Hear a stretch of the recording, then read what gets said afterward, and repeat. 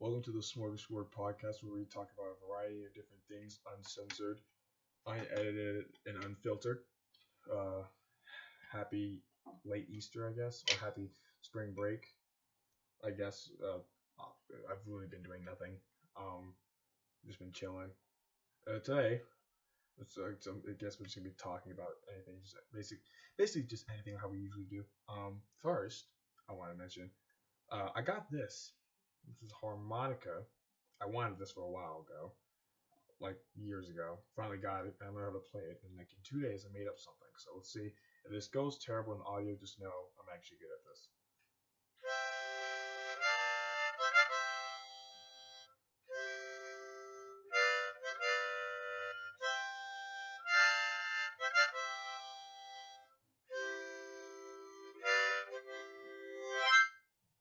So yeah, I've basically been doing that for about.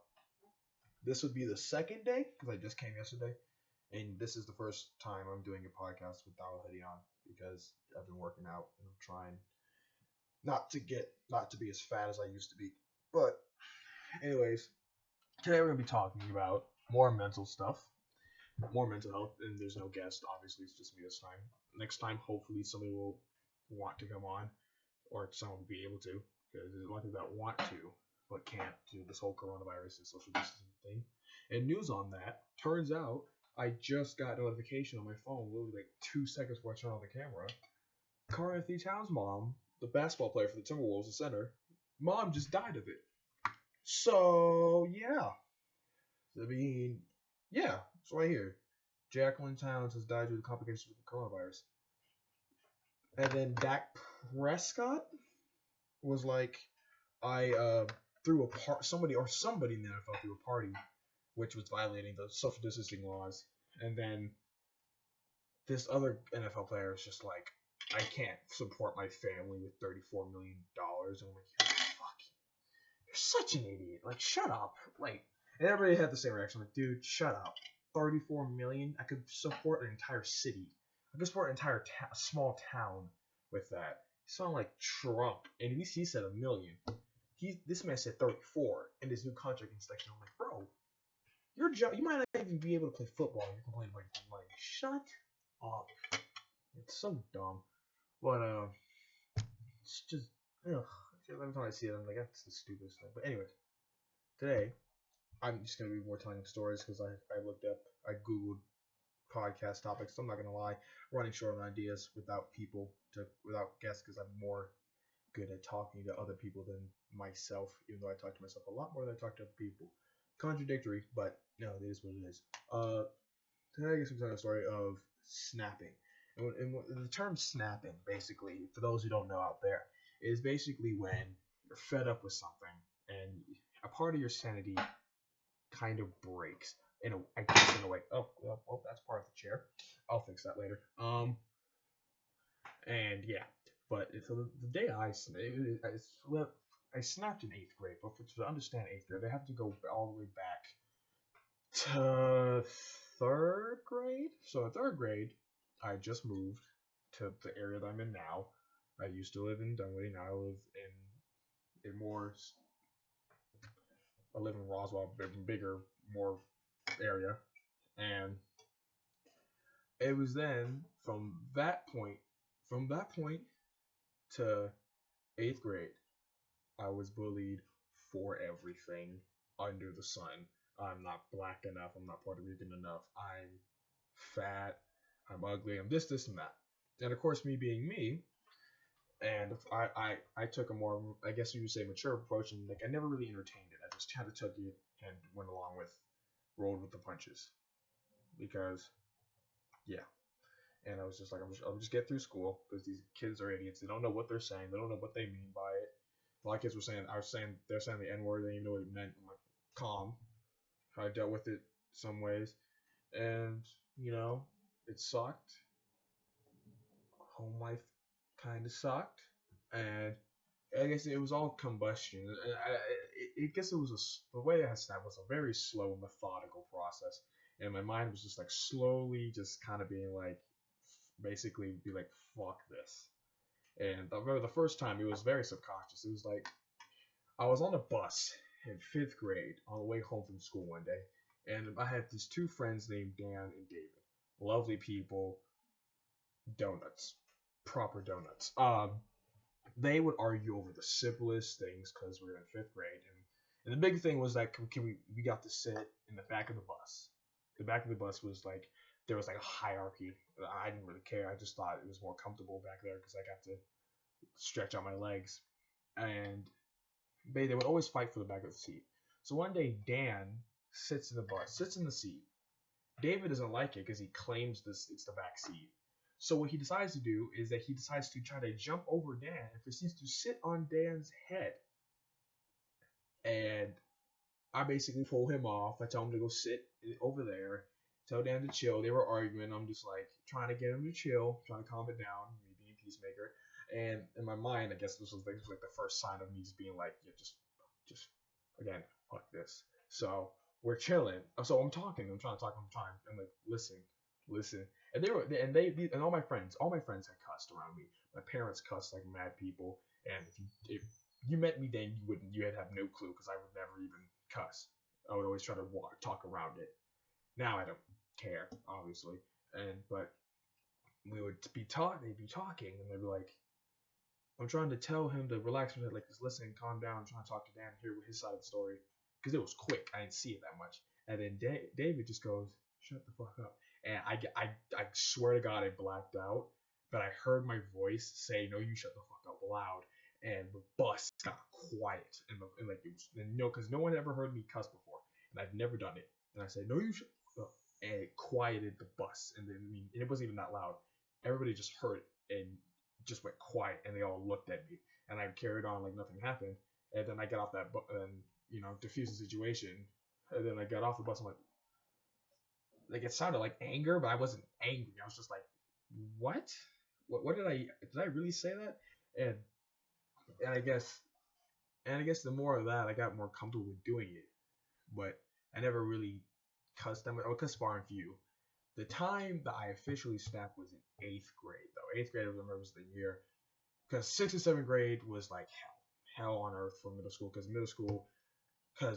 boys and girls, douchebags, all of them. Douchebags from the fact that I was different, I thought different, I acted different, I dressed different. Anything I do that wasn't the same, they hated. So they tore me apart. I'm like, all right, calm. And then I remember 8th grade was the biggest year. It was like the year that I had grown 6 inches over the summer. I think it was either this year or one of the years before that, or it was definitely during the summer. And I gained like a whole lot of weight, and I came back and I was just bigger and a lot stronger than a lot of these kids in 8th grade. And I don't know. I guess I just snapped, and then kids were like still clowning on me and stuff, and still wouldn't leave me alone. And I guess I lost my mind. I just started cussing people the hell out, and was like left, right, and center, and it worked. It worked like that. It worked perfectly, and for me, it did. And the kids either respected me, like everybody respected me in a way. And one of 3 things happened. They hated me like they usually did, but wouldn't dare say it because I would say something back to them. They would either just not talk to me, but everybody knew who I was, but then we would talk, but they wouldn't talk to me, or they'd become my friend. One of these 3 things happened. So it was like, and I was friends with like a lot of people in that grade, so I definitely gained a lot of friends who saw that fire and saw that. And they thought, like, oh, he's, 5% up for us. I'm like, no, I'm just tired. Because it was either that or I'm slamming one of you guys into a locker. Like, it's one of those two. And I guess, and I definitely got a lot of trouble for it. Like, I've definitely got sent to the office for cussing out in front of a teacher. I never cussed out at a teacher, but I definitely got in trouble for saying stuff around it. And I definitely was like, how would your mom feel? I'm like, not good. But I mean, I got it from them. So I don't think she can be that surprised. No, obviously I don't cuss around her, but she watches this and she's like, you're not cussing from the same purpose. You're using it in context and it's a word. So, but I'm not going f every like 5 seconds.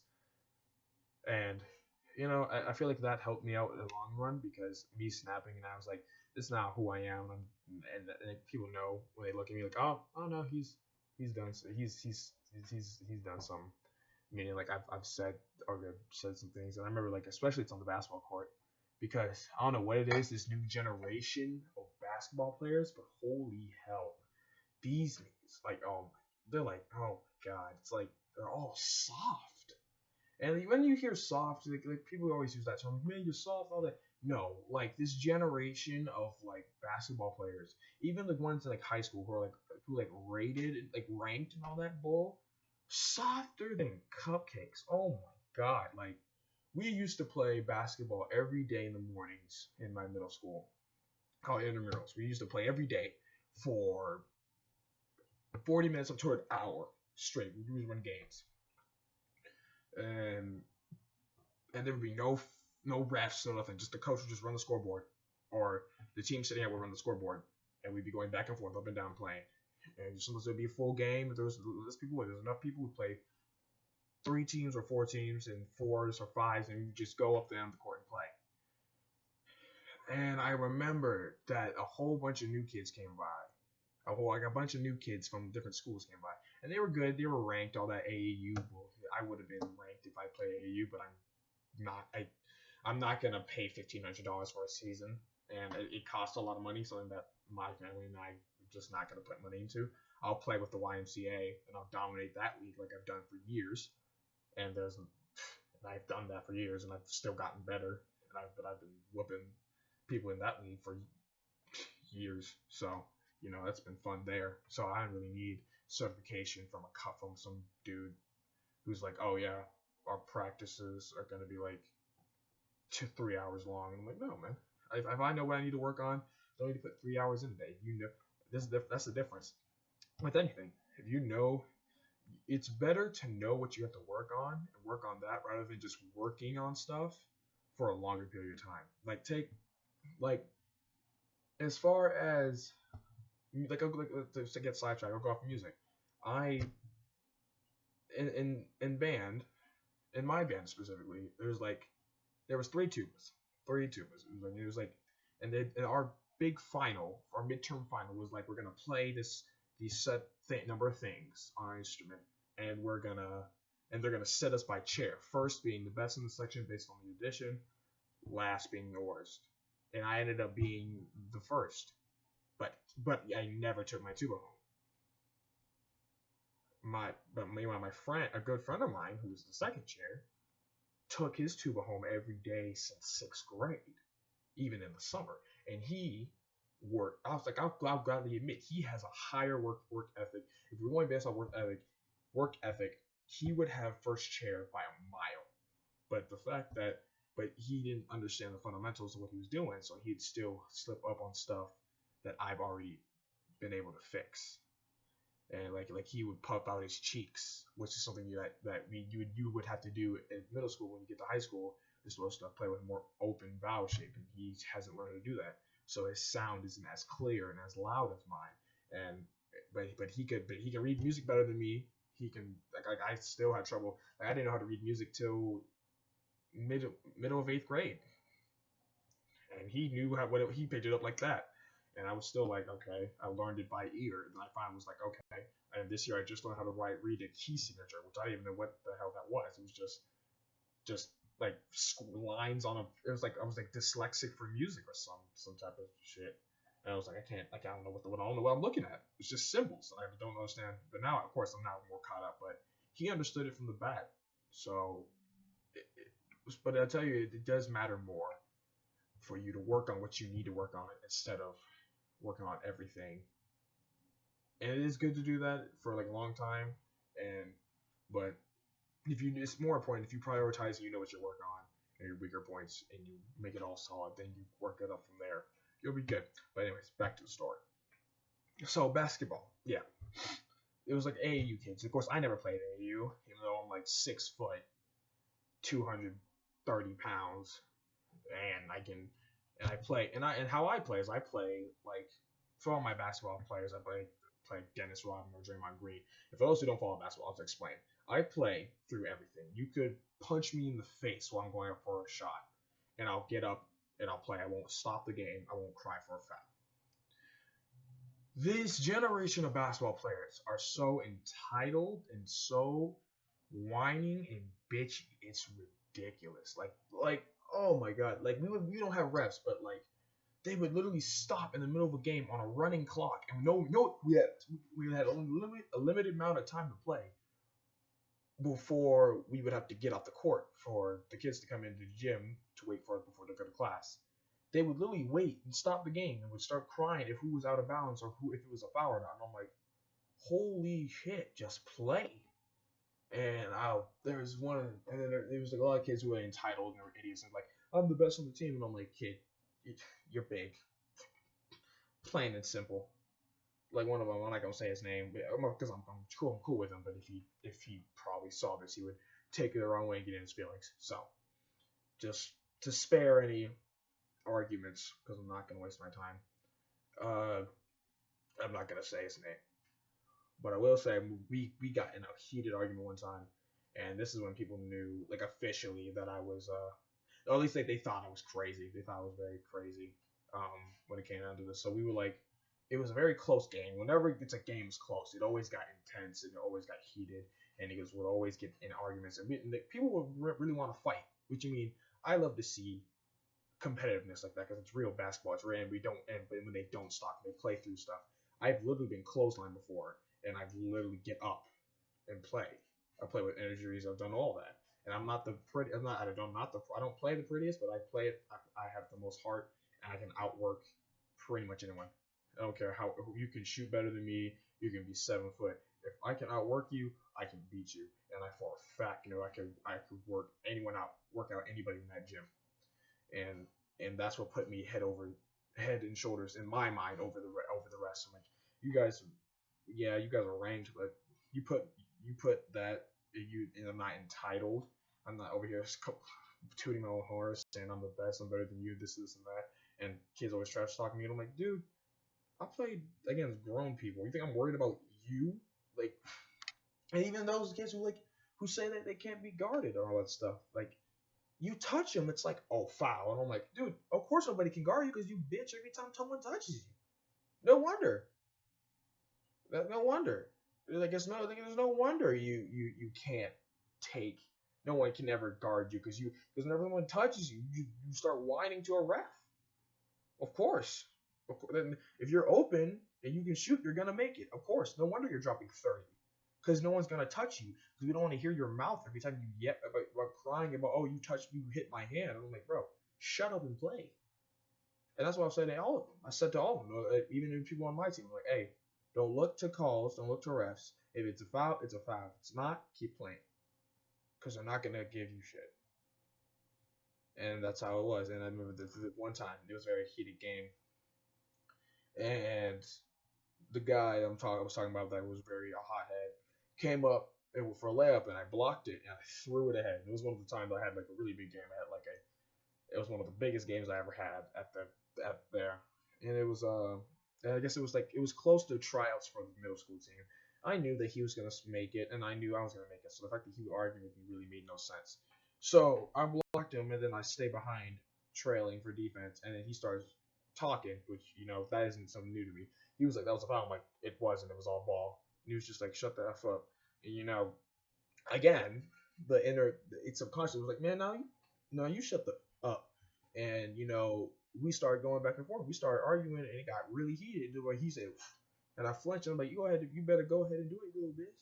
And I yelled it, and like everybody stopped. Everybody looked at me, but they were still playing. But they're all looking at me and like, hit me if you want. And I called them, and I called him gay, which was like, stupid, but it was like, whatever, because it offended him. I'm like, you do if you want. You touch me, I'll kill you. Like, as loud as I could, like in an empty gym with other players, and they all heard me. And we get back in the locker room to freshen up, and they're all looking at me like, damn, he straight up said that, like, to him, because everybody was scared of him, because he said, I'll beat you, because he was like, he was like your bully. He was like your natural, like, bully on the court, where you would be like, talking, where he would just talking because he was like 6 foot. No one had the balls to stand up to him. I'm like, guys are idiots. Because in reality, if you put anyone at his size and with his skill set at that time, I don't know how he is now because he stayed a grade behind, so he could play more and see better as scouts. But for what I remember, for what at the time I could keep up with him. Because if you didn't, he would start doing illegal shit. He would start fouling a lot of really hard, and he would start grabbing you, and he would start doing all that street ball shit. Which I mean, I had no problem with. If you want to get physical, I can get physical. So everybody else would start crying, start whining, and I'm the only one there who like I'm not afraid to play real defense. And the big thing about anything in sport, anything in the sport, anything in general, you do it for long. If you do something long enough, you're gonna mess up with anything. Let it be a sport, let it be art or whatever, or whatever, music, whatever. You do something long enough, you're gonna mess up. You play basketball long enough, you're gonna get crossed. You're gonna get dunked on. It's gonna happen. Now, I have been fortunate enough that not happened to me yet, but I'm sure if I keep it up with the sport, and I play with my level of intensity and my level of competition, it's gonna happen to me. And I'm prepared for that. And people are so scared to play real basketball because of being like embarrassed, quote unquote. I'm like, dude, you play it long enough, that's gonna happen. You haven't done it yet, and you're playing scared. You haven't done it good enough. You haven't done it long enough. You haven't played with enough intensity. You haven't done it well enough or at the same intensity. Because even the greatest people in their professions have messed up at some point in time, and it's okay because that's what's supposed to happen. No one is supposed to be perfect, and if you're expecting perfection, you're not going to be able to do anything. And that's the day I snapped, like, and all my friends knew it, and that's when I started, like, people started coming in and out of my life and being like, yeah, I want to deal with him, no, I don't. And they started, like, people were like, because they thought I was more of a pushover because as much crap as I talked to this day have never been in a serious fight, like as far as fist fight on school, anywhere. I have never been in a real fight because either my mouth intimidates them, or just my size and my I don't know what it is, but I've talked so much crap to a lot of people who have talked crap to me, and they've been like, and I've known them. They're known to be like fight to everybody, and I'm like, do it. Because the biggest thing is, like, I was never worried about getting in trouble with teachers. But I was worried about getting in trouble with my parents. And my thing about that was, I'm like, dude, as long as you put your hands on me first, I can do whatever I want, and I'll be safe at home, chilling. So I'll never start a fight, but I'll promise you I'll finish it. That's how my mindset was. It never came, and I hope I can keep it that way. But let the day come where I probably get in a fight. They put my hands on me, then it's fair game. But I'll never once ever start a fight because I know if I start a fight, I'll deal with people at home, and that's the difference. That's what I see it as. But yeah, I guess that was the first time that was the year I snapped, and then come to high school, and everybody saw, and the way I talk and the way I talk to people and all that stuff, they see that, before I even told them my age, they were all like, okay, he's aight. And I gained a lot of friends with it. A lot of friends who were like juniors and seniors, which, coronavirus has canceled their senior year and stuff. So salute to all my friends. You guys were fucking phenomenal, and I missed out. I love all y'all, and I'm gonna miss y'all. And like all my friends were older, and then I finally told them my age, and you're like, you're 15. I'm like, besides the fact that you look like you're 20 because of this, just the way I talk and the way I carry myself like a much more mature person is what I've been told.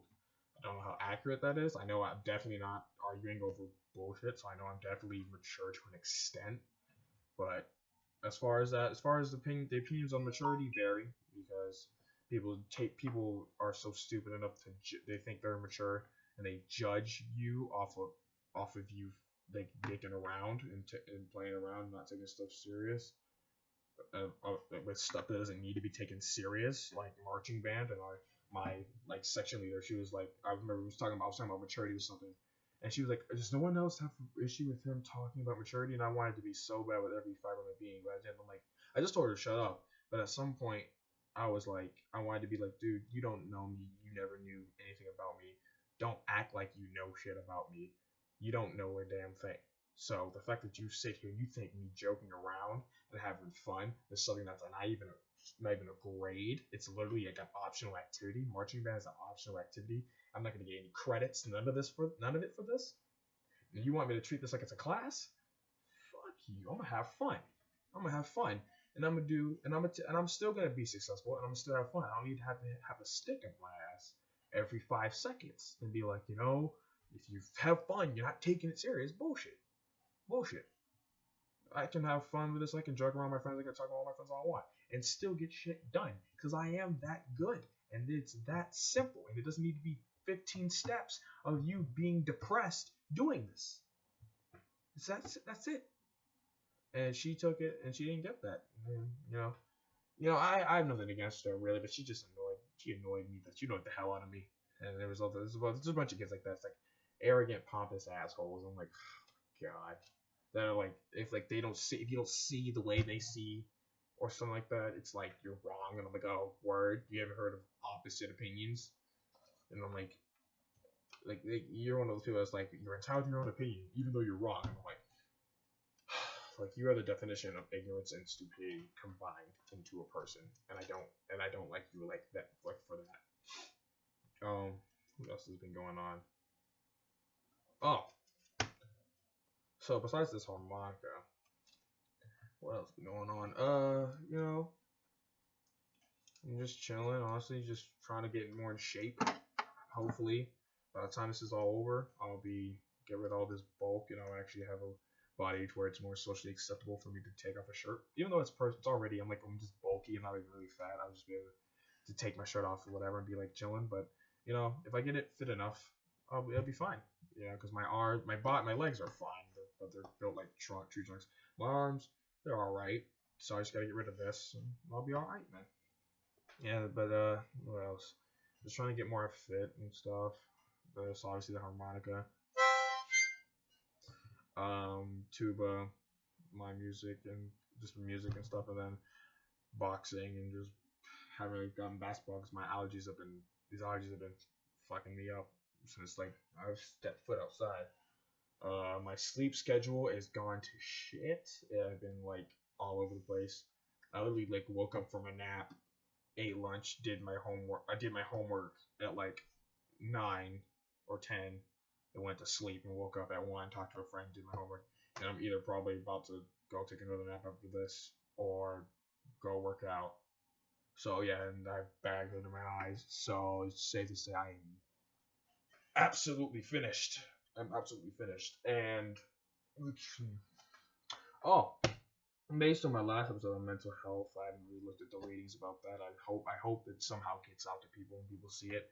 I'm gonna talk about something that recently happened. It was literally yesterday. So the friend I was talking about, basically, if you haven't seen it, go watch it. It addressed a lot of things, but basically in general, a friend who I thought was a friend basically was using me as an emotional sponge because she was too scared to talk to her goddamn boyfriend. Stupid as hell, but so basically that catch up. So personally with me, I don't hold grudges. I'm like I forgave her for that, and I didn't want to say anything at first because I thought, I was like, am I really tripping over this? So I waited for like a good 2 weeks just sitting on it. I'm like, I knew I had to say something when I went on my Instagram feed and I saw her face, and like my chest and my stomach hurt, and I had to unfollow her because like looking at her face, it woke up, like even me talking about it, it woke up a rage in me that has not happened in years, and that wasn't even really. It was just like disappointment and like you really just in general like just kind of like disgust really, and just like in general just like ugh. Yeah, I got like ugh, like there's no other way to explain it, but just I'm feeling like ugh, and it's like, and it was just like ugh, and then like I talked to my friend Alan, like I told him about it, and I was just like, man, I don't know if I should tell her, talk to her about it, because she's like, she's in her own world, and she's already dealing with her own shit, and she's like already like fucked in the head and all that stuff, and like kind of, and she just wouldn't be like, I mean, she wouldn't understand my perspective because I knew how she was gonna think about it, of like what she thought I was gonna be mad about before I even said anything, because I know how she thinks. Because I've met people like her 1,000 times before, and then my friend Alan was just like, dog, you gotta say something because Because what she did, because I was like, what did you see? She's like, I saw it's fucked up. And then, so, long story short, I say something to him. I almost say, go talk to her a little bit for me. He slipped up and said something because I showed him screenshots of the text and something, and she came talking to me out the blue, which I was on the phone with him the entire time, so I knew this was gonna happen. And she was just like, you should have told me and all this crap, and she was making all these excuses and all that shit, and I was just like, no, you used me. And she was just like trying to, one of her biggest fallback thing that she does, which like did kind of tick me off a little bit, was like when she can't handle things by herself, she falls back on other people, and she has somebody else be her Prince Charming. If it ain't me, it's her holier than thou, Jesus Christ reincarnated boyfriend. Which if he watches this, I love you, but you know what the hell I'm talking about. And I was just, and it pissed me off to the point because she's had history with Alan, and she's like, why did you get him involved? I'm like, I just asked him if you thought I was a friend of yours. That was it. And anything else that he did was up to him. And then of course, lo and behold, if she can't fall back to me, she fell back on her boyfriend. She had her boyfriend calling me, dude, why'd you get my homie? Why'd you get that boy Alan involved? I'm like, man, first of all, I don't know who the hell you talking to. First of all, I'll deal with him. You need to check your girlfriend because you know what she did was fucked up. He was like, yeah, but still, you messing up. I'm like, no, don't sit here, because I knew she would do this because she can't handle her own stuff. She don't get to fall back on you for this. You have to go ahead and check her and be like, look, what you did was messed up on how you saw it, and don't fall back trying to save your own ass, because what she's not gonna understand unless you say it. Because no matter what I say, if you say it, it suddenly becomes real, because you are literally like the Bible, Jesus Christ, the devil, and Satan as one in her life, because she did not exist before you. That's what it is. And he was just like, all right. And I'm like, all right, that's simple. And God, I'm trying to remember. And she was just like saying like all this stuff. And she thought, again, because people think I'm crazy and know what I'm talking about. She thought exactly how I thought. She thought I was bad, that she didn't confide in me anymore. And I'm like, I knew that's how she was gonna think. I'm like, no. I told you to stop confiding in me, start confiding in your boyfriend, because that's who you're dating, who you're in love with. But the fact that you called, and I'm not mad about that. What I'm mad about is that you called me disposable behind my back, and you sit up here in my face and told me that I'm your friend. I'm like, even in my biggest anger right now, I wouldn't trade you for $1 million. I wouldn't trade none of my friends. You offer me $1 million and name any friend I have, I'll say no, because I value loyalty and I value friendship more than anything. That is one of my number one things, and I will not sacrifice that for anybody. She's willing to sacrifice everybody for one guy, and I'm like, I don't know what to tell you, man. Like, if she's going to do that for one person, you know how scary that is, because he's basically God. If she's not gonna, oh my God, if they break up, they are not gonna be able. She's not gonna be able to function. Like she will literally crumble. I said it like the first episode of this, and I said it like last time. She will, like, if you're not secure with yourself and you try to find something else, and if that something is not like, because nothing's guaranteed to be forever, which means their relationship is definitely not going to be guaranteed forever. Hope it does, but I don't think it will. When that happens, and she hasn't found a grasp on herself, she will fall apart. And she went out, and then she came up here and she tried to, she just told me, she said, I've been using all the stuff you've been telling me to make yourself feel a better person. And then she said, I'm sorry. And I'm like, that's all I wanted to hear. That all I wanted to hear was that you understand what you did. But she, and someone told me deep in my heart, she doesn't really understand. She just said it. She said it just to get out the way. And she would be like, and as someone who doesn't really like care that much anymore, I'm just like, okay, I've said my piece. Whatever you do with it, I said, all right, cool. I accept your apology. We're good. So I'll leave it at that. As far as where I stand with it now, I don't know. It's like, it sucks because I don't think she's gonna get it. It's one of these very few things that she's not gonna get until it happens to her. Well, I hope to God it doesn't happen to her. But knowing who she hangs out with, or the energy that she projects, she was gonna bring somebody who's gonna use her like that, and then she's gonna look back at this and I'll be like, sucks, don't it, man? And you just gotta buy if you. I mean, like, no one person should be worth everybody else except yourself. If you gotta cut everybody off for cutting everybody off for yourself, calm. It's less messed up, and I can understand that. But if you cut yourself off for somebody else that won't do the same for you, dude, you're wasting your time. And another thing about I preferred honesty. I would much prefer her come to my face and be like, yeah, by the way, I was only using you for your emotional. That's like, now that I understand what you do, I had no use to you. And I'm like, cool. I'm glad you told me that. Now, are we going to be friends, or do we need to go our separate ways?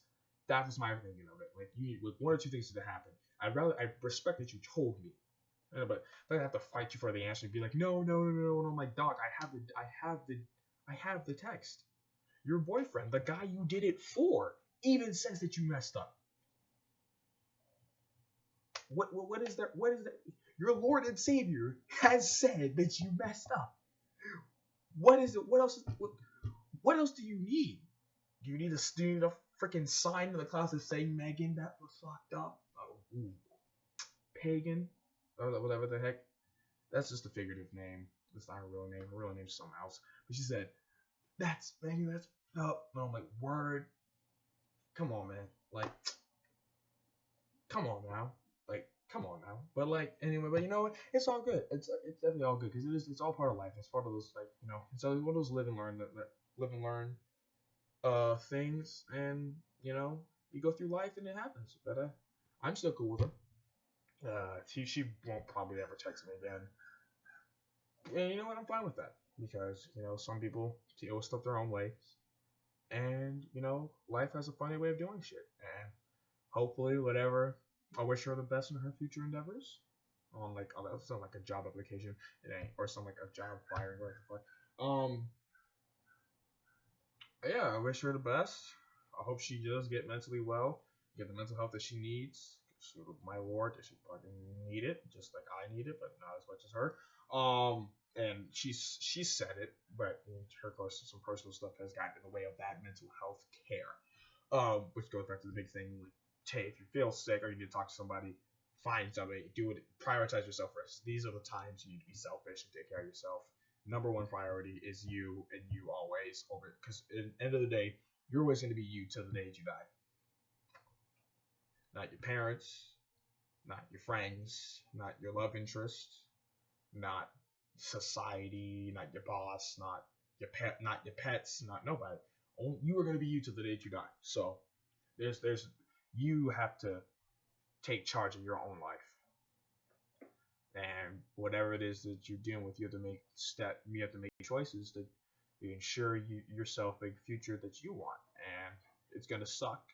A lot of choices will suck, and I just hope that anybody who's messing up, who's dealing with a lot of bullshit, you know, especially if it's my close friends, if they ever see this, if they come talk to me, because I'm willing to help a lot of people, and that's just because I like as much as I don't like talking to people, I like to help people, you know.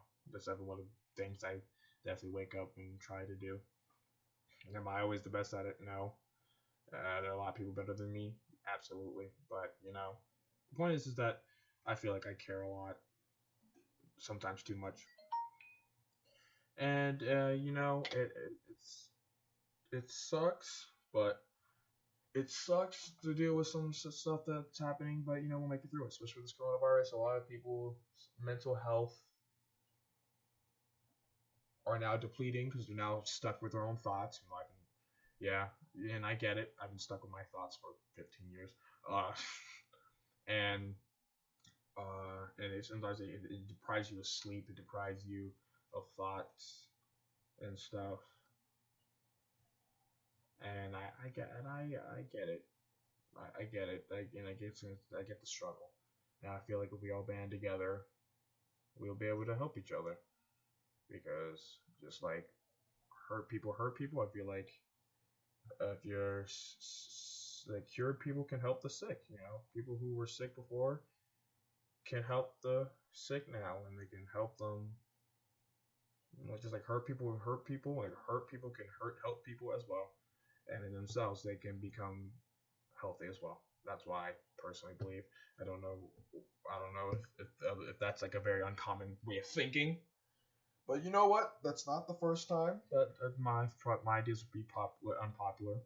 Wouldn't be the last, because I also believe that dragons existed at some point in time. Because in a lot of the stuff, because I believe you say that anything didn't exist. I'm like, how do you know? Were you there like trillions of years ago? You don't know. So to say that How to Train Your Dragon 3 didn't happen is a lie, because it could have happened. It's very possible, because everything is based off stuff we've seen in real life. The hidden world in How to Train Your Dragon 3 is based off a real place in the middle of the ocean. That's a real place. So who are you to say, if you didn't go down there, that there wasn't dragons down there? Just gotta think. You gotta be open to all possibilities. That's definitely a big thing. You just gotta be open to the possibilities. And really, but anyway, this episode has like really been like jumping from like here, because I have no blueprint to talk about anything. I just kind of start off and rambling. But you know what? That's the beauty of it. That's the beauty of it, and it's more natural than having a script and being like, if you need mental health, call this number and all that. It's off a script. So, like, there's no script. Phone's off. I got my harmonica here and a Harlem Globetrotter hat. That's it. There's nothing else to script. So other than like my intro, and other than that, it's fine. And that's what I feel like. It's more natural, because it's more relatable. It's more realistic than sitting here and being like repeating the same bull crap that you always hear. And yeah, I'm probably repeating a lot of things a lot of people heard, but you know what? It's more natural if you talk about it in conversation, because rather than a lecture. This ain't really a lecture, which is why I prefer guests, because it's more dialogue and it's more stuff can be open and more stuff can be learned on both sides, rather than me telling you something and being like, oh, yes, I like what you think, and I'm like, everything I've done to help people, the biggest thing I could do to help people is to help them think for themselves. That's it. When it comes to my friends, a lot of things I do, I've never solved their problems. I've helped them realize the path that they need to take. And I feel like, I've done all right. I think I've done pretty good so far. I'm only 15. I got a long way to go in this life.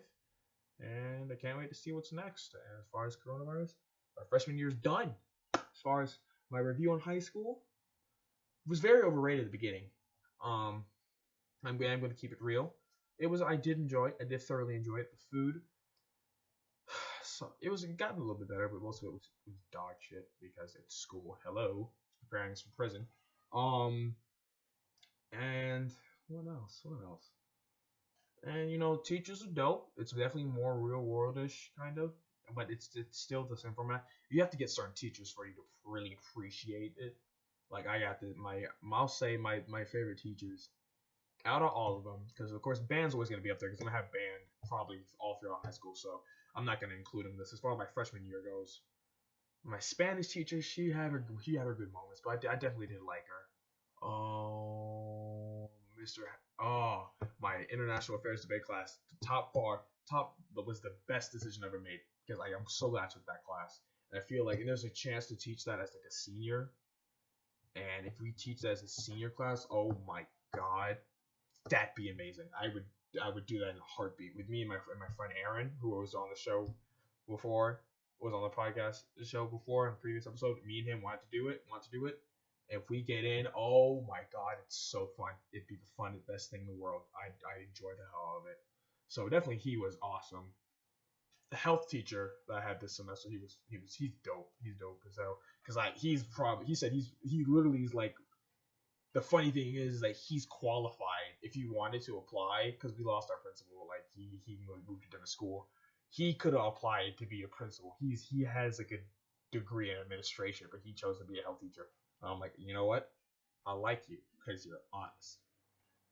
Definitely the most favorite teacher I had was, my first top favorite was Mr. Williamson, and he was my biology teacher, because I've never met a man I never met a teacher, much less a man who's never been so honest with kids like he was. It was the greatest thing in the world. Because he straight up would tell us on the first day, because we had this other teacher named Dr. Lautner. He was dope. We'd be talking about football and everything. with the kids, I would get the work done. And me and a bunch of my friends would get the work done. We'd be able to talk about whatever. Mr. Williamson was like that, but like tenfold about everything. And it was so great. It was some of those first days he said, you guys can be on your phone, you can do whatever the hell you want. Just at the end of the day, y'all gotta take the test. And if you were on his good side, he loved you. He loved everyone. And he was just like, but he wouldn't be afraid to sacrifice his like your feelings of like liking him for you to get the message and the lesson. And he would, it's so fun. And it was so fun. And I remember he was like, I remember like the first time I ever heard a teacher like not get upset at me for teaching him something, because apparently I taught him that gold wasn't, because we were talking about, we would like literally like it was like the way the class worked. It was like after lunch, and whenever any class you have after lunch, it was like an hour and a half long. So you'd be in there for a minute, and the class would be, depending on the teacher, could last like 30 minutes to the minimum or an hour 30 to the bell. And what he would do is he would teach as much as he needed to teach, then he would give you free time. And he's so honest. Like, I remember one time he said he was up all night grading tests. And he was like, I'm gonna keep it real with you, I am exhausted. I'm gonna go over your tests. I'm gonna go over the warm up. I'm gonna go over your test answers. And y'all can do whatever you want. Just please try to keep it down. And we did just that. And we had an hour of free time. And we didn't disturb him because we respected him. And I personally loved him. He was awesome. And yeah, I remember like we talked about overpopulation, politics, gun control, how the world was formed, like, and all that stuff. And I remember I hate the biggest thing about one thing I don't like about coronavirus is the fact that I interrupted that class because we just got on the topic of evolution, and a thought occurred to me in the middle of the class. I'm like, wait, isn't evolution just a long generational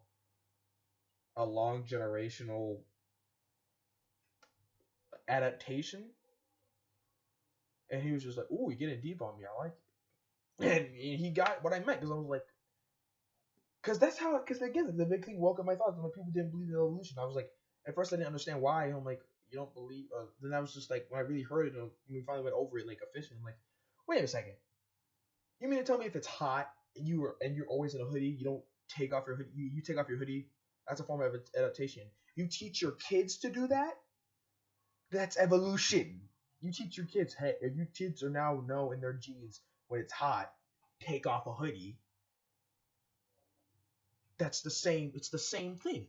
It's the same thing as, oh, you had claws, now my children have claws, and all that evolution of the adaptation for them, how they have bigger and bigger claws. I'm like, so you mean to tell me that's not real? Like, are we so? And some kids who didn't understand the question were just like, why don't you believe it's just my religion? I'm like, that's not an answer. Like that's not an answer at all. Just my religion. They stuff. People who it's scary about this. Like, people believe in things or don't believe in things, and they don't even know why. Which is a big thing about like being individual thinking. Like, why I pride myself on doing a lot of things and looking at things myself and questioning everything, even stuff that would make sense. I'd be like, are you sure? I'll go do that, which is a big thing. I feel like everybody did that, we would be a lot more ahead than we actually are as far as technology and individuality and acceptance, because no matter where you're from or whatever you believe in, whatever politics and stuff, it's all BS. I don't care. If you want to talk about anything you want, go ahead, mate. Go ahead. And I will listen, because I'm all for learning new things from all different types of places. And I feel like if more people did it that way, we would definitely be in a better spot as a race of people in general. And if you want to dive down to all communities, just in general, if we all did that, we all were just more like, oh, okay, you believe this, why? I'll tell you what I believe. We can actually have a discussion without feeling attacked or attacking each other over it. It's just like it's a waste of time. But that's it for another episode of the podcast. Thank you all for watching. Stay safe. Rest in peace, Carthy Town's mom. God rest her soul. Because it sucks that this stuff has happened. It just shows you how serious it is.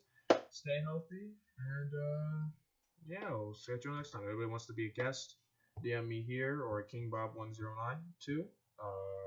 Yeah, love y'all. Bye.